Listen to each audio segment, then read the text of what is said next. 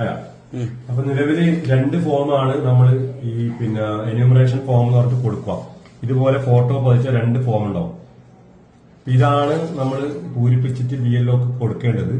അതിന് നിങ്ങളെ കൈമേൽ ആദ്യം ഈ മുകളിലത്തെ ഭാഗത്ത് ഇപ്പോഴത്തെ മുകളിലത്തെ ഭാഗത്ത് ഏറ്റവും ടോപ്പിൽ വരുന്നത് താഴെ 2 ഭാഗം ഉണ്ടാവുക. 2002 SIRന്റെ വിവരങ്ങൾ എഴുതാൻ വേണ്ടി ഇടതുവശത്തെ ഒരു ഭാഗം, വലതുവശത്തെ ഒരു ഭാഗം. ഏറ്റവും ടോപ്പിലുള്ള ഭാഗം ആദ്യം പൂരിപ്പിക്കുക. ഇപ്പൊ ജനന തീയതി, ആധാർ നമ്പർ ഓപ്ഷൻ ഉണ്ടെങ്കിൽ മതി, മൊബൈൽ നമ്പർ അതിലുണ്ടാവും നിങ്ങളെ പിതാവിന്റെ രക്ഷിതാവിന്റെ പേര്, രക്ഷിതാവിന്റെ എപ്പിക് നമ്പർ എന്ന് പറയുന്നത് നമ്മുടെ ഇലക്ഷൻ ID കാർഡിന്റെ മുകളിലുള്ള ഒരു നമ്പർ ഉണ്ട്, CSE RE എന്നുള്ള മട്ട്, ആ നമ്പർ എഴുതുക.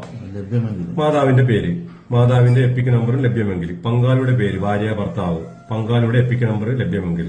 അപ്പൊ ഈ ഡീറ്റെയിൽസ് മുകളിൽ എഴുതിയിട്ട് 2002 വോട്ട് ഉള്ളവരാണെങ്കിൽ, 2002 പട്ടികയിൽ വോട്ട് ഉള്ളവരാണെങ്കിൽ ആ ഡീറ്റെയിൽസ് നമ്മളെ ലിങ്കിലൂടെ കണ്ടെത്തിയിട്ടാണ് ഇവിടെ എഴുതേണ്ടത്. കാരണം ഇതേ വ്യക്തിക്ക് ഈ 2002 ആ പട്ടികയിൽ പേരുണ്ടെങ്കിൽ അതിന്റെ ക്രമ നമ്പർ, അതിന്റെ മണ്ഡലത്തിന്റെ, നമ്മൾ തളിപ്പറമ്പ് തന്നെ വേണമെന്നില്ല, ഇപ്പം കണ്ണൂരാണെങ്കിലും പയ്യന്നൂരാണെങ്കിലും ആ മണ്ഡലത്തിലെ സീരിയൽ നമ്പറും ക്രമ നമ്പറും പാർട്ട് നമ്പറും എഴുതാൻ പറയുന്നത്. ആ ഡീറ്റെയിൽസ് ആണ് അവിടെ എഴുതേണ്ടത്.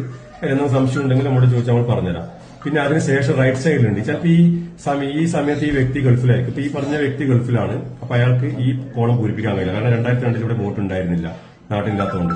അപ്പൊ അങ്ങനെയുള്ളവര് നേരെ റൈറ്റ് സൈഡിൽ ബന്ധുക്കൾ വിവരം, അഥവാ ഈ വ്യക്തിന്റെ ഉപ്പ, ഉമ്മ, ഉപ്പാപ്പ, ഉമ്മാമ എന്നവർക്ക് 2002 ഈ പട്ടികയിൽ വോട്ട് ഉണ്ടായിട്ടുണ്ടാവും. അപ്പൊ ആ ഡീറ്റെയിൽസ് എടുത്തിട്ട് ഈ റൈറ്റ് സൈഡിൽ എഴുതി കഴിഞ്ഞാൽ ബന്ധുവിന്റെ SIRലുള്ള ബന്ധുവിന്റെ ഡീറ്റെയിൽസ് ആയി.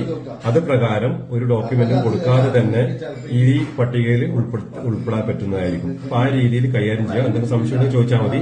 ഏറ്റവും ടോപ്പില് നിങ്ങളുടെ ഡീറ്റെയിൽസ്, ഇടതുവശത്ത് നിങ്ങൾക്ക് 2002 വോട്ട് ഉണ്ടെങ്കിൽ ആ ഡീറ്റെയിൽസ് ആ പട്ടികയിൽ നിന്ന് പരിധി എടുക്കണം. അതിന്റെ ലിങ്ക് ഉണ്ട്, ആ ലിങ്ക് വഴി കണ്ടെത്തണം. BLOന്റെ കയ്യിലുള്ള ഡീറ്റെയിൽസ് BLOയോട് ചോദിച്ചാൽ BLO പറഞ്ഞു തരും, BLO സഹായിക്കും. ഈ റൈറ്റ് സൈഡിൽ നമ്മുടെ വലതുവശത്ത് ഈ ഇടതുവശത്ത് ഇല്ലാത്തവർക്ക് ബന്ധുക്കളുടെ ഡീറ്റെയിൽസ് എഴുതാം, ഉള്ളവർക്ക് ബന്ധുക്കളുടെ ഡീറ്റെയിൽസ് എഴുതിയാൽ പ്രശ്നമില്ല. ആ രീതിയിൽ ഇത് പൂരിപ്പിച്ച് ഒപ്പിട്ട് കൊടുക്കുക. ഒരു വീട്ടിലുള്ള ഒരു മുതിർന്ന പൗരന് എല്ലാവരുടെയും ഒപ്പിടിച്ച് വാങ്ങിയിട്ട് കൊടുത്താൽ മതി.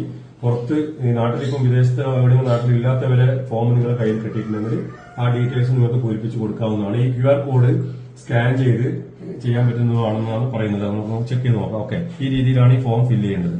ഓക്കെ.